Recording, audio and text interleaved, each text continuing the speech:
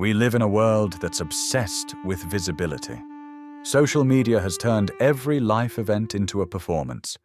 Birthdays, promotions, engagements, they all come with this unspoken pressure to post, to celebrate publicly, to prove you're living your best life. But for some people, that pressure doesn't motivate them, it suffocates them. My friend Sarah once cancelled her own surprise party. Not because she found out about it and wanted to ruin the surprise. She genuinely called everyone the day before and told them not to come. She wasn't angry, she wasn't having a crisis. She just said she'd rather get coffee with each person individually over the next few weeks instead. Everyone thought she was being dramatic. But here's the thing, she wasn't, and she's not alone. There's this whole category of people who physically recoil when attention swings in their direction. Not because they hate themselves, not because they're ungrateful, but because something in their wiring says that being the center of attention feels wrong, uncomfortable, almost dangerous. And we don't talk about this enough, so they do something most people don't understand. They opt out, they downplay, they treat big moments like regular Tuesday afternoons. And when you ask them why, they shrug and say something like, "I just don't like making a big deal out of things." But underneath that casual dismissal is usually a complex psychological story, one that often starts way earlier than we think. Most people who avoid celebrations didn't start out that way. There's usually a moment, or a series of moments, that taught them that being celebrated comes with a cost. Maybe they threw a birthday party as a kid, and only 3 people showed up. Maybe their parents made a huge fuss over their sibling, but forgot theirs. Maybe they got excited about something, and someone told them they were being too much. These moments don't seem life-changing at the time, but the brain remembers them. It files them away in a folder labeled, "Expecting good things leads to disappointment." And over time, that folder gets thicker. Psychologists call this phenomenon learned helplessness, but I think that term is too harsh. It's not helplessness, it's adaptation. It's the mind saying, "I'll protect you by lowering your expectations before life does." So when your birthday comes around again, you don't get excited. You don't plan anything. You don't even mention it to most people. Not because you don't want to be celebrated, but because you've trained yourself not to want it. It's safer that way. But here's where it gets complicated, because even though you've convinced yourself you don't care, part of you is still keeping score. You notice who remembers. You notice who doesn't. You notice who sends a thoughtful message versus who just reacts to your Instagram story with a heart emoji. And that noticing, that's the part you feel guilty about. Because you're supposed to be the chill one, the low-maintenance one, the one who doesn't need validation. Except you're still human. And humans are wired for connection, even the ones who pretend they're not. There's an irony here that most people miss. The person who says, "I don't do birthdays," is often working just as hard as the person who throws themselves a massive party. They're just performing in the opposite direction. Instead of performing celebration, they're performing indifference. And that performance takes energy. You have to actively brush off people's attempts to celebrate you. You have to explain why you'd rather not make plans. You have to reassure others that no, really, you're fine. You're not secretly hurt that nobody did anything. You literally told them not to. It's exhausting. And the worst part? People often misinterpret it.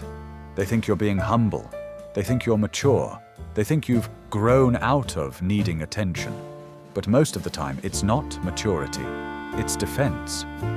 Because here's what people don't understand. Avoiding celebration isn't the same as not wanting to be seen. In fact, some of the people who avoid celebrations the most are the ones who crave being truly seen.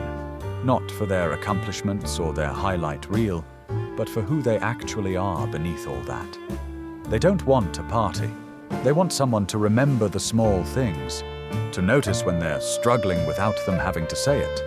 To check in not because it's their birthday, but because they matter on random Wednesdays too. That's a completely different kind of recognition.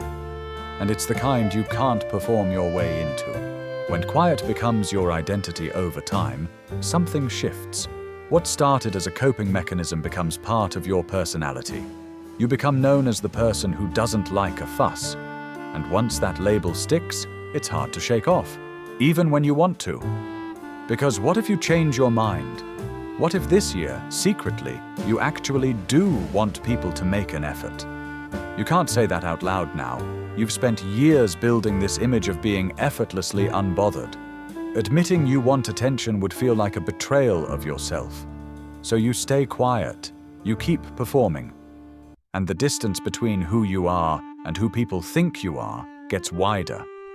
This is what psychologists call identity foreclosure. When you lock yourself into a version of yourself before you've fully explored who you actually are. And it happens to people who avoid celebrations all the time. They think they're being authentic by rejecting traditional milestones, but sometimes they're just running from vulnerability. Because celebrating yourself requires vulnerability. It requires admitting that you care, that you have needs, that you want to be loved in visible, tangible ways. And for people who've been disappointed before, that level of openness feels terrifying. There's also a broader cultural current running beneath all of this. We're living through an era of performative humility. Everyone's trying to prove they're not like other people. They're deeper, more self-aware, less desperate for validation. So downplaying your achievements and avoiding celebrations becomes a weird status symbol. It signals that you're above the shallow need for external recognition. You've transcended that. You're self-actualized. But that's bullshit. Because being self-actualized doesn't mean you stop needing connection. It means you're honest about needing it.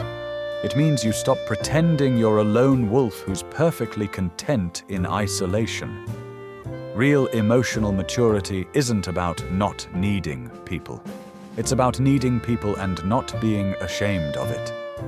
And yet we've created this bizarre culture where admitting you want a birthday party feels childish. Where saying, "I'd like people to celebrate me," sounds entitled. Where the coolest thing you can do is act like nothing matters. But everything matters. That's the whole point of being alive. What's really happening in the brain? From a neurological standpoint, what's happening when someone avoids celebration is pretty fascinating. The brain's reward system, the part that lights up when we experience pleasure, starts to get rewired. Normally, anticipation of a positive event triggers dopamine release. That's why kids get so excited before their birthday. Their brain is flooding them with feel-good chemicals just thinking about it. But if you've had enough experiences where anticipation led to disappointment, your brain stops releasing dopamine in advance. It starts withholding the reward until it's sure the good thing is actually happening. This is called anhedonia, the reduced ability to feel pleasure, especially in anticipation. And it's not just linked to depression, it's linked to repeated letdowns. So when someone says they don't get excited about their birthday anymore, they're not exaggerating. Their brain has literally stopped producing the chemicals that would make them excited. It's trying to protect them. But protection comes at a cost. Because when you stop anticipating joy, you also stop creating opportunities for it.